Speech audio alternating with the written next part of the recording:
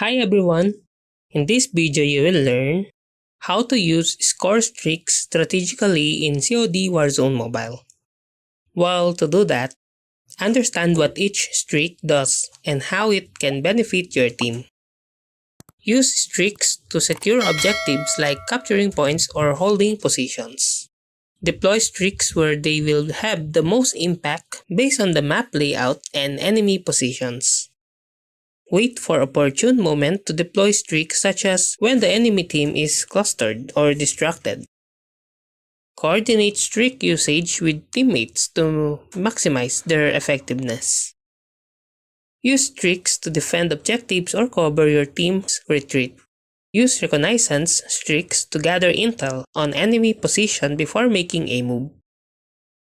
Deploy streaks that disrupt enemy movements or hinder their ability to control the map.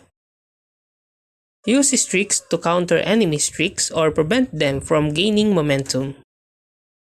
Use streaks that provide team buff or healing to sustain your team during intense firefights. Adapt your streaks usage based on the flow of the match and the movement of both teams. Use streaks to deny enemy access to key areas or objectives.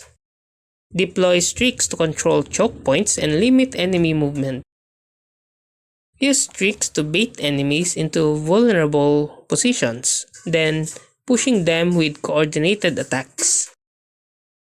Use streaks to cover your team's flanks and prevent surprise attacks. Use a mix of offensive, defensive, and support streaks to cover all aspects of gameplay. Save streaks for crucial moments or when they will have the most impact. Coordinate streaks usage with your team to avoid overlapping or wasting resources. Adjust your streaks usage based on how the enemy team is playing and which streaks they are using. Anticipate where the enemy will be and deploy streaks preemptively to intercept them. Identify and exploit gaps in the enemy's defenses using streaks that capitalize on those weaknesses. Use streaks to demoralize the enemy team and disrupt their coordination. Deploy streaks to support aggressive pushes for objectives or map control. Have a play in place to counter enemy streaks, whether it is specific streaks or tactical positioning. And that's how to use score streaks strategically in COD Warzone Mobile.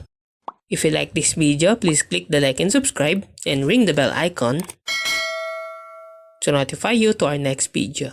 Thank you for watching.